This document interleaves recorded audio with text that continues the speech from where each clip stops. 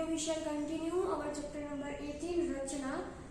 और हमने अभी तक देखा कि ये सारे लोग किस मुद्दे पे चर्चा कर रहे थे। तो जो वहाँ गांव है, उस गांव के जो नेता हैं या फिर कोई भी ऐसे पंचायती लोग हैं, उसके बारे में बात कर रहे हैं कि वो जो है वो भ्रष्टाचारी हो चुके हैं और गांव के बारे में बिल्कुल नहीं सोच रहे हैं, गांव की समस्याओं को नहीं देख रहे हैं। तो अब यहाँ पे ये युवा वर्ग है, वो गांव की समस्याओं को उनके सामने प्रस्तुत करना चाहते हैं और दूर करना चाहते हैं।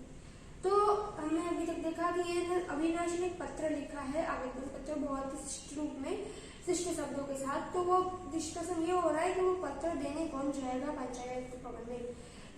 तो अविनाश कहता है छोड़िए इन फालतू बातों को, आप दे आइए और कहिए कि हमें आज ही जवाब चाहिए। नरेश कहता है अभी। रमेश कहता है अच्छा, चौकीदार के पास जाकर दरवाजा खोल दो।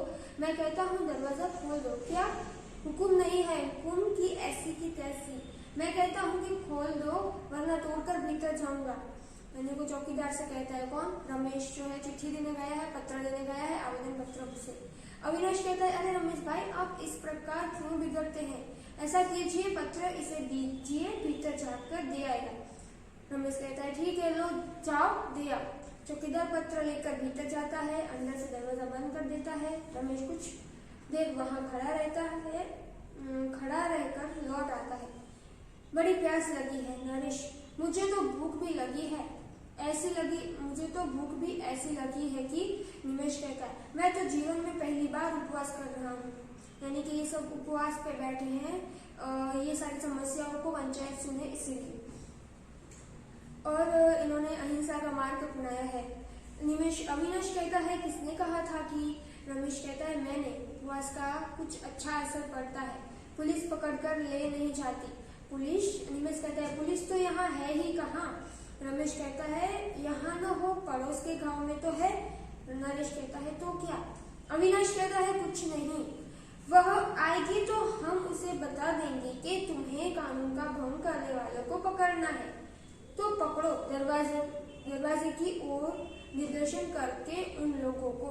नरेश कहता है और वे आपकी बात मान लेंगे? अविनाश कहता है आज नहीं तो कल। रमेश कहता है तुम बड़े आशावादी हो अविनाश। अविनाश कहता है हाँ हूँ, तभी तो इस काम में लो चौकीदार आ गया। सभी उत्सुकता से चौकीदार के पास जाते हैं। वह बिना बोले ही ताला लगाने लगता है। नरेश उसे रोककर भीतर झांक लेता है। रमेश भी। चौकीदार निमेश को रोककर ताला लगाकर शांति से चला जाता है। नरेश कहता है लोग भाग गए सभी उस दरवाजे से। अविनाश कहता है धैर्य और दृढ़ता से कहता है भाग कर जाएंगे कहाँ?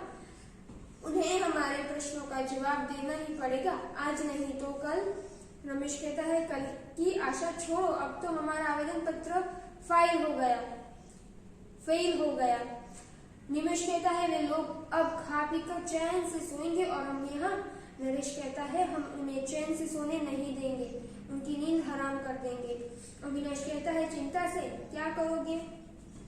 रमेश कहता है दरवाजा तोड़कर अपना वह पत्र खोज निकालेंगे, फिर जाएंगे उनके घर। नरेश कहता है वहां तो उनके पालतू कुत्ते हमें रोकेंगे। मेरा ख्याल है कि हाथ में पत्थर लेने का अभिनय करता है। रमेश कहता है ठीक है। पत्थराव की बात सुनकर सभी दौड़ आएंगे। पत्थर उठाता है। निमेश कहता है चलिए अविनाश भाई उठाइए पत्थर। अविनाश कहता है मजाक छोड़ो। रमेश कहता है इसे तुम अभी मजाक समझ रहे हो? वाह रे पंडित, चलो उठाओ पत्थर, एक साथ वार करें। अविनाश कहता है नहीं, यह असंभव है, हम इस मकान को तनिक भी नुकसान नहीं पहुंचा सकते, जो हमारा ही है उसे। रमेश कहता है अब भी इसी भ्रम में हो कि ये हमारा है। चलो नरेश निमेश, देर क्यों कर रहे हो? तीनों कुछ कदम आगे बढ़कर पत्थराव करते हैं। यानी कि उनकी गांव की ही जो है एक वसाहत है, वहां पे जो पंचायत भवन है वो, तो उनको अविनाश नुकसान नहीं पहुंचाना चाहता क्योंकि कोई फायदा नहीं है। और ये तीनों हैं, रमेश, नरेश और निमेश, वो तीनों बहुत जोश में आ चुके हैं, उन्हें किसी भी तरह से अपने प्रश्नों का जवाब चाहिए। पर अविनाश है वो शांति से सोच रहा है, अहिंसा के पथ पे चलने वाला जो है इंसान है। अविनाश कहता है रुक जाओ, मैं कहता हूँ रुक जाओ, तुम नहीं जानते हो कि तुम क्या कर रहे हो, रुक जाओ वरना। नरेश कहता है वरना क्या, तुम ही ने तो हमें इनके लिए भड़काया था। अविनाश कहता है भड़काया नहीं था, जगाना चाहा था, शायद वह मेरी गलती थी, मुझे आपसे ऐसी उम्मीद नहीं थी। रमेश भाई कम से कम आपसे तो। रमेश कहता है रुककर, तुम यहाँ से जाओ, मैं जानता हूँ यह तोड़फोड़ देखकर तुम्हें दुख होगा, जाओ। अविनाश कहता है मैं इस प्रकार पलायन नहीं कर सकता, पलायन यानी भाग जाना। निमेश कहता है तो हमें साथ लो। नरेश कहता है हाँ, हमसे तो ज्यादा ताकतवर हो, आओ हाथ बटाओ। अविनाश कहता है आप लोग मेरी बात सुनना नहीं चाहते, जैसी आपकी मर्जी। कार्यालय के दरवाजे के पास जाकर खड़ा रहता है, भले ही मुझको चोट लगे, यानी कि वो किसी भी तरह से कार्यालय को नुकसान नहीं पहुंचाना चाहता, किसी चीज को नुकसान नहीं पहुंचाना चाहता, क्योंकि वो उनके घाव की ही वसाहत है, उनके घाव की ही एक जो है उनके लिए इम्पोर्टेंट जगह है, जहाँ पे उनकी सारे गांव के लोगों की सुनवाई होती है, सुनते हैं वहाँ के लोग। पर यहाँ पे जो लोग चुने गए हैं वो गलत आ गए हैं, जो गांव के प्रश्नों का उत्तर नहीं दे रहे हैं, गांव की समस्याओं को नहीं देख रहे हैं, बस भ्रष्टाचार के कारण अपने जो है घर में पैसे जमा कर रहे हैं, जो पैसे गरीबों और गांव के लिए दिए जाते हैं सरकार से। रमेश कहता है हम तुम्हें चोट नहीं पहुंचाएंगे, हम निशाना लगाना जानते हैं। निमेश नरेश अविनाश को बचाकर पत्थर फेंकते हैं, यानी कि अविनाश को नहीं मारते वो लोग। अविनाश भले ही कार्यालय के दरवाजे के पास खड़ा रहता है, वो लोग फिर भी पत्थर जो है फेंकना शुरू कर रखते हैं, अविनाश को ना लगे इस तरह से। नरेश कहता है हाँ, ये थोड़े ही हमारे दुश्मन हैं। पथराव चल रहा है, वही गोपी दौड़ती हुई आई, अविनाश को सामने खड़ा देखकर चीख पड़ती है, ओ ये क्या है, आप लोग अविनाश जी पर वार कर रहे हैं। रमेश कहता है नहीं, मकान पर। नरेश कहता है इन्हें समझाओ कि बीच से हट जाए। गोपी कहती है वे नहीं हटेंगे। निमेश कहता है तो हमारे पत्थर भी। गोपी कहते हैं इन्हें चोट पहुंची तो। रमेश कहता है हम कब कहते हैं कि ये चोट खाए, हम तो इन्हें बचाते रहेंगे, पर हो सकता है कि कोई पत्थर छिटक कर। गोपी कहती है हाँ हो सकता है, अच्छा हो कि इसका लाभ मुझे भी मिले, आप तो सुरक्षित हैं, बुद्धिमान हैं, रुक जाइए।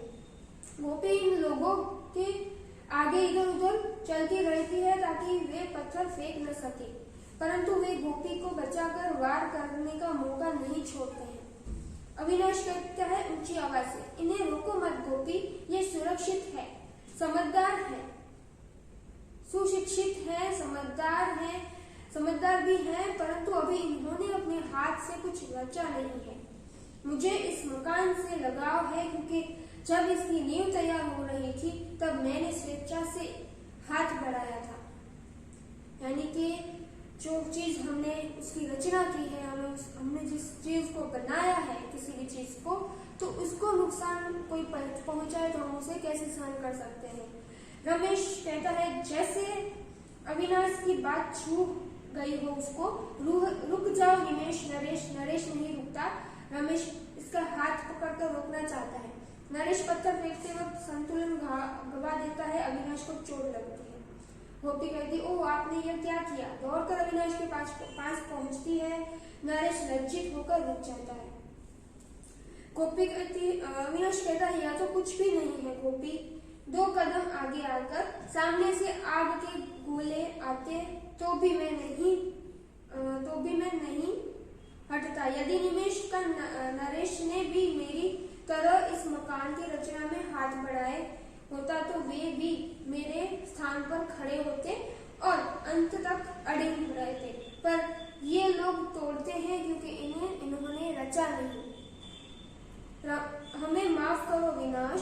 रमेश कहता है हमें माफ करो विनाश, तुमने आज हमें सही अर्थ में जगाया है।